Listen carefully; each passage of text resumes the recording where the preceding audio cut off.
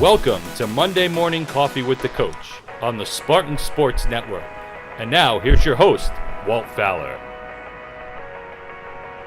Thanks, Brad Sarno, voice of the Spartans. And joining us this week on Monday Morning Coffee with the Coach is St. Thomas Aquinas College softball coach Kristen Sullivan, coming off a big weekend, and we'll get into that in a minute. But Kristen, first and foremost, thanks for joining us. Thank you. Thank you for having me.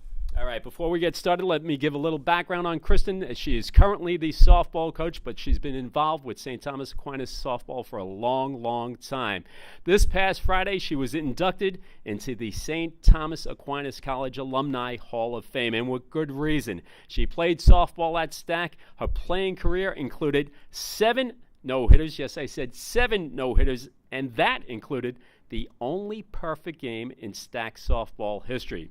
At the plate, Kristen in 1988 hit .488 on the season, and as we said, she's the current head coach.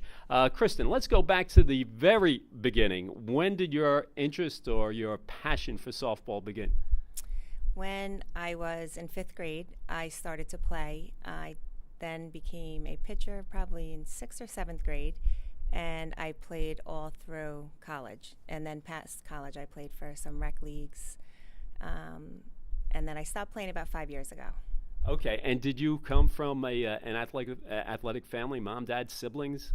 My dad was a real good basketball player. He was supposed to go to school in North Carolina for a basketball scholarship, but then he ended up at RCC and had a great career there. So he is supposed to go into their Hall of Fame, actually. Oh, cool. In the next year or two. So that's exciting. You can rub him a little. I beat you, Dad. Right, exactly. He was supposed to, but then he's in Florida, so the scheduling didn't allow for him. Gotcha. And what was you were a good pitcher in high school at Suffern High School. What was your decision to attend Stack and play at Stack? Barbara Vano had come to see me play, and I liked the fact that it was closer to home. She was very nice, and a lot of the girls I played with in the county were going to Stack or already at Stack, so it just felt right when I came on campus, and obviously it's still right. I'm still here.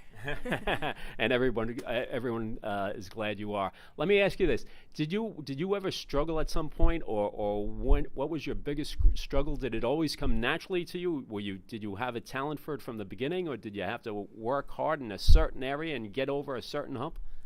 For softball, I always played. I was a shortstop. I was an outfielder. In high school, my coach at the time, she kind of made me pitch because I threw hard, and that was always a struggle because I was either struck you out or I walked people. So I was a little wild. So that was a little frustrating. Mm-hmm. And then when I got to college, I grew into myself. I became, just a more experienced pitcher, and I had a better team behind me.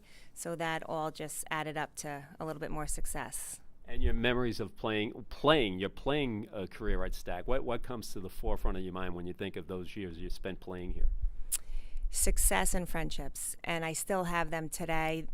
Friday night I had 30 friends and family there, and a lot were alumni, and we have a close bond. It's amazing that after all these years we're still as close as we are. So that comes to mind. We were very successful, and I wouldn't trade it for anything, honestly. It's the best years. That's wonderful. Are you surprised some of your records still hold? As a matter of fact, the only perfect game in Stack history. Did you think that would be achieved between the time you did it and now? I am a little surprised, and I'm hopeful that I can find that pitcher that will beat it, honestly.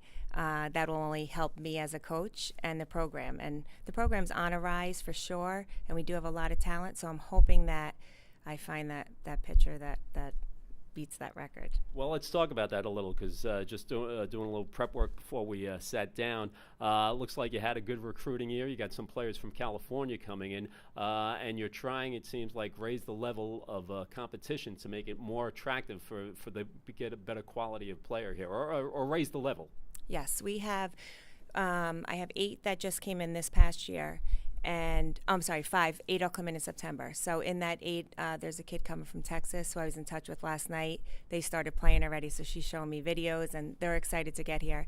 The California kids as well, you know, the experience of playing in New York, being so close to the city, and being in a program that is on the rise, for lack of a better word, is exciting to everybody. So we do have a very large roster, but I think the talent is so deep that it's only going to help us succeed.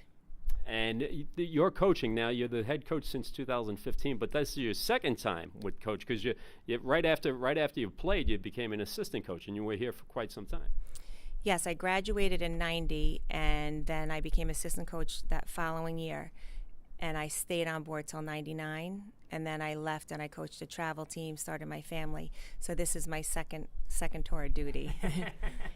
Very good. Let's talk about the season upcoming. What are the big road trips, and what do you see as far as competition and the teams to beat, and where Stack sizes up with those teams? We'll go to Florida March 7th to the 16th. We'll play 12 games out there, which is the most that we've ever played on a Southern trip.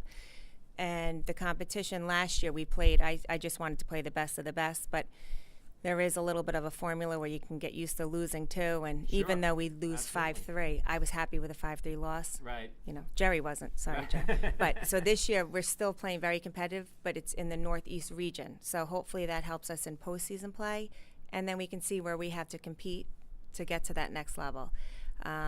We'll play 56 total games. We had a real big fall. We had 13 games in the fall, and we were very successful then. So it looks, it's exciting to.